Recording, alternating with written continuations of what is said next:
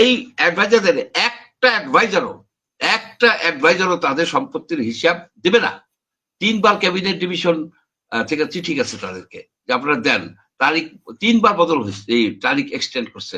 Last তারিখ ছিল 16ই ফেব্রুয়ারি। তারা কি দিছে?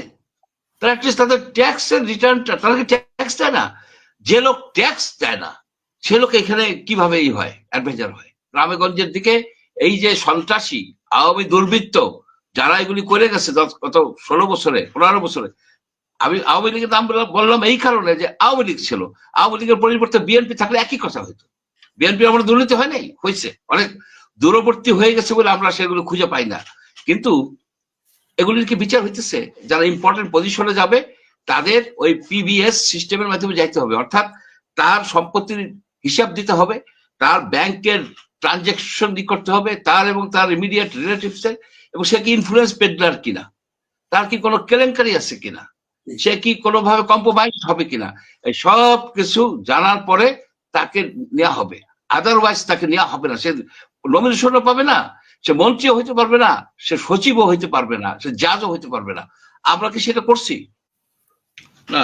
জুলাই সনদ, সনদ কি? সনদ হচ্ছে আপনার এক ধরনের সার্টিফিকেট বা এই ধরনের কিছু একটা। সেটার কোনো রূপরেখা আমরা এখনো জানি না।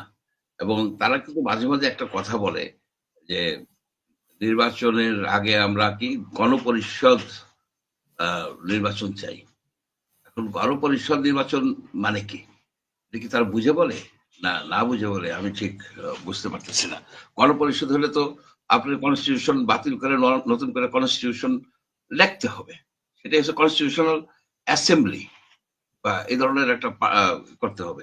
তো সেটা করতে গেলে তো সবকিছু ওলট পালট হয়ে যাবে। সেটা কি অন্যান্য দল মানবে কিনা এইসব বিষয়ে কিন্তু তাদের কোনো মাথা ব্যথা নাই, তারা ওটা প্রায় বলে। আর জুলাই সনদ সম্বন্ধে কেউ কিছু সঠিকভাবে কিছু বলতে পারতেছে না এখন। আর সংস্কার সম্বন্ধে যে কথাটা আমাকে জিজ্ঞেস যদি করেন, আমি বলবো যে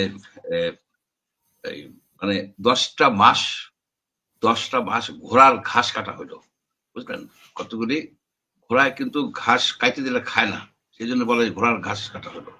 কারণ কি, যে এখন পর্যন্ত তারা বলতে পারলো না যে কোন বিষয়টায় ঐক্যমত্য হয়েছে, এটা তারা বলতে পারলো না। যদি বলে যে এই বিষয়টায় ঐক্যমত্য হয়েছে, অ্যাটলিস্ট এটা বলুক যে পশ্চিম দিকে সূর্য অস্ত যায়, পূর্ব দিকে সূর্য উঠে, এসব বিষয়েও তো ঐক্যমত্য হইতে পারে, কিছু একটা হইতে পারে। তো একটা কথা তারা বলতে পারে না। মিটিং হয়, সিটিং হয়, আসে, কোলাকুলি হয়, নানাবিধ কথা হয়, কিন্তু কাজের কাজ কিছুই হয় না। এইখানে এদেরকে যদি আপনি বলেন যে এদেরকে আরো 20 বছর দিবেন, 30 বছর দিবেন, এরা কিন্তু কোন রকমের সংস্কার করতে পারবে না। সবচেয়ে যে বড় সংস্কার দরকার ছিল, সবচেয়ে বড় যে সংস্কার দরকার ছিল, সেটা ছিল দুর্নীতির বিরুদ্ধে আপনার একটা অ্যাকশন নেয়া, একটা প্ল্যান করা, একটা প্রোগ্রাম করা, একটা আপনার স্ট্র্যাটেজি বের করে দেয়া। আমাদের মূল সমস্যা কিন্তু দুর্নীতি।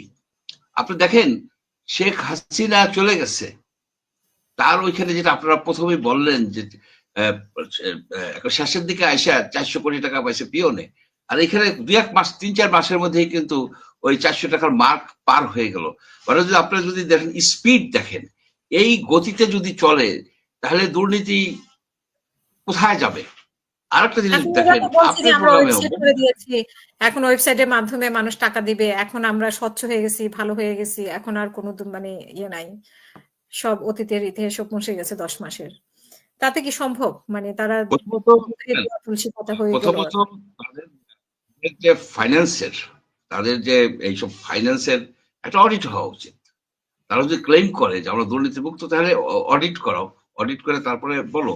আর এই যে যেটা তাজ হাফিজ সাহেব বললেন কারেক্টলি, আপনার এপিএস এর তো কোনো ক্ষমতা নাই। এপিএস এর ক্ষমতা হইতেছে তার বসকে দিয়ে কোনো একটা কাজ করানো। তো বস যদি টাকা নাও নেয়, এপিএস যদি টাকা নেয়, সেটা তো অনৈতিক। এখানে শুধু যে এই তরুণ কয়েকজন অ্যাডভাইজার তাকে আমরা নিয়ে ঝুলে পড়ছি, তাদেরকে আমরা করছি, কিন্তু যারা বৃদ্ধরা, যারা বয়স্ক যে অ্যাডভাইজার গুলি আছে, ওই যে চাইনিজ প্রবাদ আছে না, মাছের পচন শুরু হয় মাথা থেকে। এই মাথা পচে গেছে, এই অ্যাডভাইজারদের একটা অ্যাডভাইজারও তাদের সম্পত্তির হিসাব দিবে না। 3বার ক্যাবিনেট ডিভিশন থেকে চিঠি গেছে তাদেরকে যে আপনারা দেন। তারিখ 3বার বদল হয়েছে, এই তারিখ এক্সটেন্ড করছে। লাস্ট তারিখ ছিল 16ই ফেব্রুয়ারি। তারা কি দিছে? তারা অ্যাটলিস্ট তাদের ট্যাক্সের রিটার্নটা, তারা কি ট্যাক্স দেয় না? যে লোক ট্যাক্স দেয় না সে লোক এখানে কিভাবে হয় অ্যাডভাইজার হয়? এবং তাদের ভয় কি? তাদের যদি ভয় থাকে যে আবার এই সম্পত্তির হিসাব দিলে লোকজনে আমাদেরকে বলবে যে আমরা দুর্নীতিবাজ, তাহলে তুমি আসছো কেন? তুমি আসছো ওই আশায়। তুমি যেটা তাজ হাসমি সাহেব বললেন, ওই যে সালমান কয়েকদিন এইভাবে ঘুরে ফিরে শেষ পর্যন্ত দেখা যাবে কি মাফ হয়ে গেছে। আর তাছাড়া আপনি কি বিচার করবেন? এরা তো মৃত্যুর কাছাকাছি আসছে। এদের হার্ড পানিশমেন্ট হওয়া উচিত ছিল, সামারি পানিশমেন্ট হওয়া উচিত ছিল। আনে নেয় আর স্যার কাছে কতগুলি বুড়া লোকরে দেখায়। এটা বিচার না। আপনি দেখেন হাজার হাজার লোকজন এই গ্রামে গঞ্জে যারা মানুষজনকে জেলে দিছে, জোর করে জমি নিয়ে গেছে, সেই জমি এখনো দখল করে আছে। আপনার চাকরি দিয়ে দিছে, টাকা নিছে, কত রকমেরই করছে, কত রকমের হাত পা ভেঙে দিছে, লোক গুম করছে গ্রামে গঞ্জে। সেইগুলি কেস হয় না কেন? থানায় তাদের বিরুদ্ধে কে কেস করবে? ওই যে হুমকি দেয়, কেন চলে আসতেছি, তাদের নিজস্ব লোক এখনো আছে এইখানে। এই বাংলাদেশে গ্রামে গঞ্জে শহরে একটু কম, গ্রামে গঞ্জের দিকে এই যে সন্ত্রাসী আওয়ামী দুর্বৃত্ত যারা এগুলি করে গেছে গত 16 বছরে 15 বছরে। আমি আওয়ামী লীগের নাম বললাম এই কারণে যে আওয়ামী লীগ ছিল, আওয়ামী লীগের পরিবর্তে বিএনপি থাকলে একই কথা হইতো। বিএনপি আমরা দুর্নীতি হয় নাই, হয়েছে, অনেক দূরবর্তী হয়ে গেছে বলে আমরা সেগুলো খুঁজে পাই না। কিন্তু এগুলির কি বিচার হইতেছে? এগুলিকে হলো কেস হচ্ছে। আপনি করবেন ট্রাইব্যুনাল, প্রত্যেক ডিস্ট্রিক্টের ট্রাইব্যুনাল করবেন, সামারি বিচার করবেন, জেলে ঢুকাই দিবেন থাকবে ওখানে। অ্যাপিল করার কোনো চান্স দিবেন না। কারণ জাতির একটা সুযোগ আসছিল, জাতির একটা বিরাট সুযোগ আসছিল।